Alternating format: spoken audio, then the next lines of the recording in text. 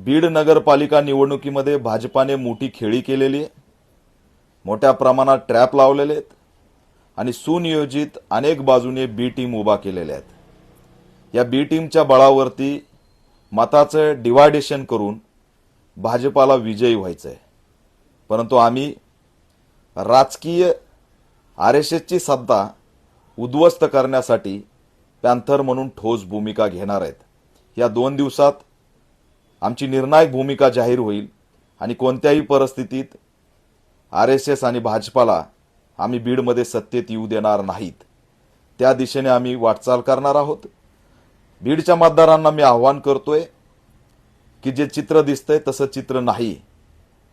कोणत्याही बाजूने तुम्ही विचार केला तर भाजपालाच असणारं पोषक वातावरण आहे। त्याच्यामुळे हे पोषक वातावरण होण्यासाठी भाजपाने अनेक बी टीम स्वतःच्या मैदानात उतरवलेल्या आहेत। त्यांच्यापासून सावध राहण्यासाठी आम्ही असणारं निर्णायक भूमिका लवकरच जाहीर करणार आहे। पॅन्थर म्हणून आमची भूमिका आणखी जाहीर झालेली नाही।